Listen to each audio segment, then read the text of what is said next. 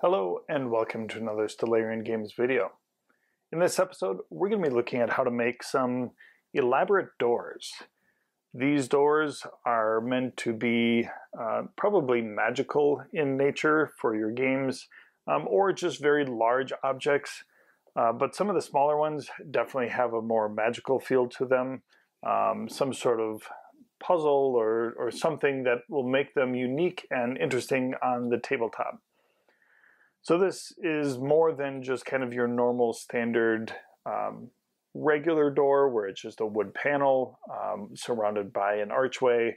This has some sort of mechanical lock that needs to be solved, or a magical puzzle or riddle or something like that.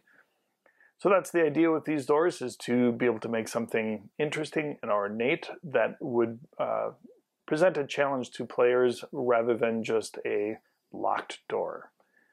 All of these follow the similar pattern where we have a very thin layer of foam that is used as kind of that decorative layer, followed by kind of some sort of texture underneath that is the base of the door. So let's go to the table and see how these are done. Okay. For this project, we're going to start off with some 3/4 inch XPS foam. This will be the foundation of each of these elaborate doors. We're starting by just tracing some basic archway shapes for all of the doors. This will be cut out on the hot wire cutter. But first we're going to trim up each of the sides just so that we have a little bit cleaner edge. The piece that I had selected had just a little bit of a rough edge, so I'm just cleaning up those sides and then deciding to cut down through each of the, between each of the doors to create the frame structure around each of the doors. Just measuring and trimming it up so that the surround around each of the doors is about even.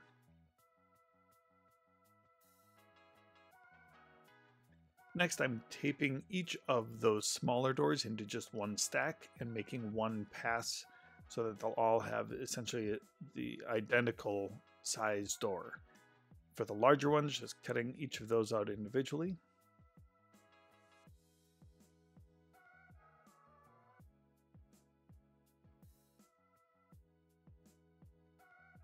And then starting to split the frame of the doors down so that it's a little bit more reasonable width for each of these doorways.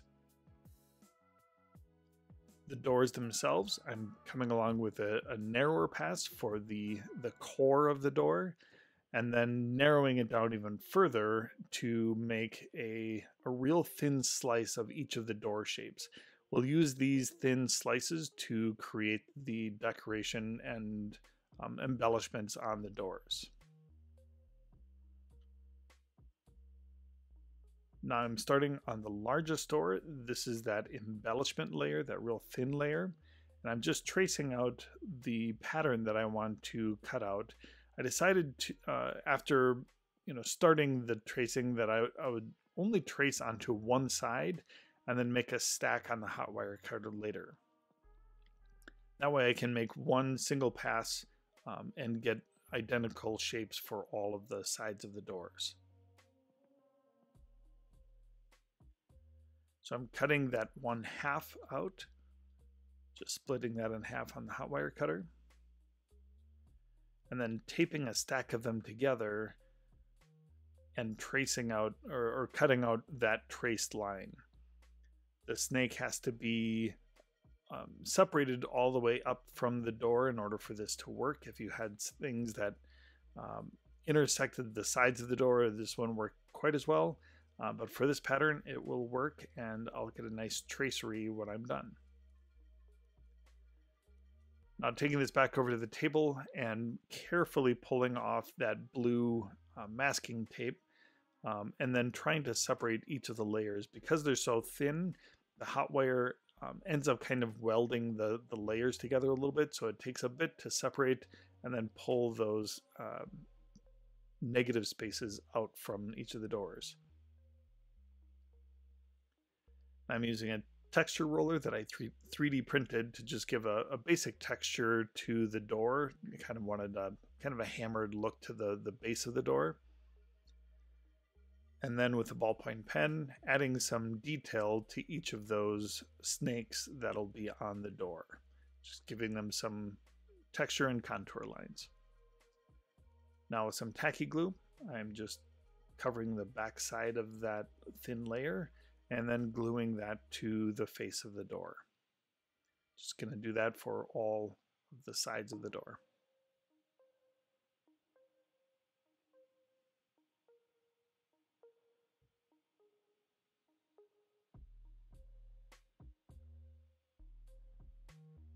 Then I cut out a very thin rod of XPS foam on the hot wire cutter. It was a little bit tricky to get that rod removed, but then I'm able to slice tiny little sections of it and glue those on using some white PVA glue and creating kind of the rivets around the outside of the door.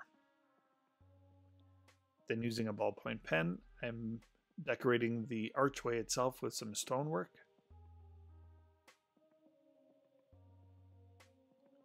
Creating the arches and then the stone brick around the arches. Now we're going to start the detail work on some of the smaller doors. I'm using this circle tracing tool to just choose a bunch of different size circles and intersect the edges of the door, primarily where a door handle might be, and then just to give it some interest, using the arcs from different size circles and just intersecting those other circles as well as the edges and other pieces, etc. It sort of reminds me of like an abstract art class where you would just draw random things and fill in the gaps with different patterns and colors. I wanted it to have kind of a weird feel to the overall look to it. So this was the idea that I had, with just all arcs rather than having, straight lines across the door. Then using a very sharp X-Acto knife, just going in and cutting out the negative spaces on this door as well. This one you definitely need to have a new blade for it. I started it with an older blade and it started tearing almost immediately. This thin foam needs to have that really sharp blade so that it'll cut cleanly through all of those negative spaces.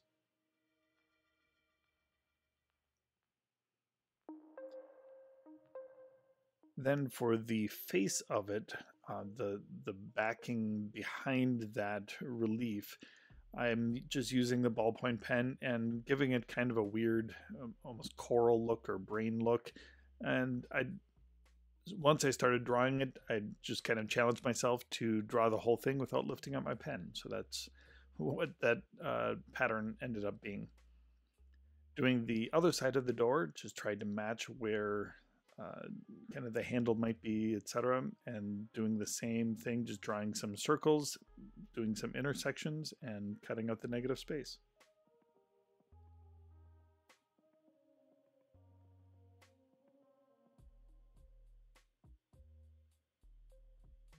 Then for some of the other doors, I decided to try some different patterns. This one I wanted to have a little bit more of a mechanical look to it. So drew out some circles and added teeth for gears, and then cut out the negative space around that one. This is a little bit trickier with all the little teeth, but I was able to get it mostly free in the shape that I wanted it. Then using another layer, creating kind of an outer frame that will house the gears on top of the gears, so the gears will be kind of within this outer frame. Then to float the other one, I'm using the remainder of that layer with the gears and creating the arc for it so that it would hold the gears in place and hold that outer frame and have a little bit of separation. Then using another little block and making kind of a door handle spot. For the back side of this door, I'm just using some wood planking, using the ballpoint pen to make the planks, and then pencil to draw that in, and then just a basic frame of arc and some cross braces.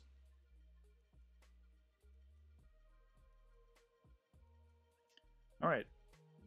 I made a couple other doors in similar kind, but just using hot glue to glue those onto the inside of these arches.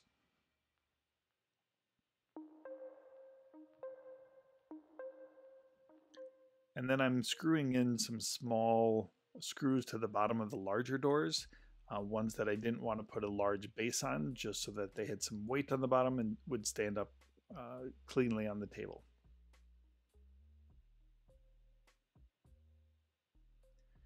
Then for all of the doors, I'm coating them in a black paint and Mod Podge mix. This will give them a nice hard shell and make them durable and playable. And I'm using some very thick chipboard and just cutting out a strip of it and then making some smaller strips. I think they're 3/4 inch strips across as well.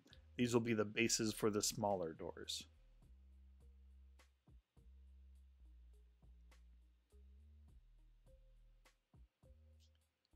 Now to start painting the doors, I'm using some dark brown as the base coat of the stone. That'll give it, whether it's going into the gray territory or into a tan color, that dark brown is always a nice place to start.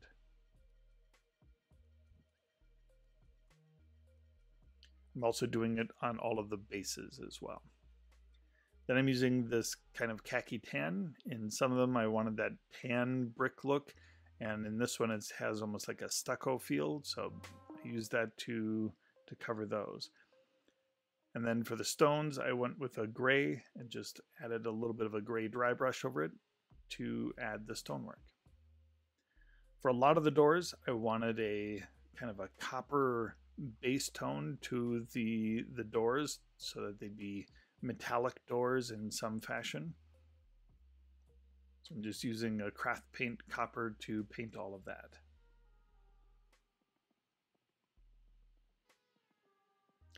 Then using some brass, I'm using that to highlight a lot of the detail work on these doors to give that magical feel. Brass always has a little bit more of a magic feel. And then using some steel to do highlights on other parts of the door as well. So some of the framework I did in a steel color, just to give it a different highlight.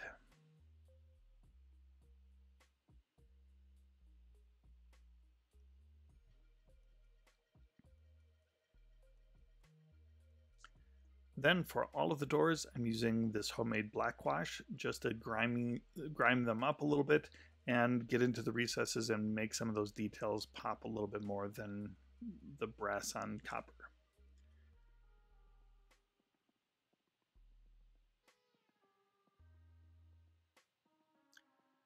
Now I'm adding just a nice fresh coat of black on the outer frame just to make it a clean edge.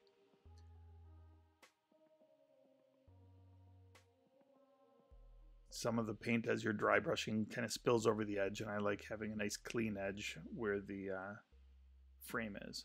Now just using some tacky glue and gluing the bases onto the smaller versions. All right, so here are the final versions. This was a fun project, and you can obviously tell you can take this in a lot of different directions. I just chose a couple different patterns for these ornate doors. But you can choose all sorts of things using that thin layer of foam as your detail layer. So I hope you like this video. If you do, please hit the like button and subscribe, and we'll see you again next time. Thank you.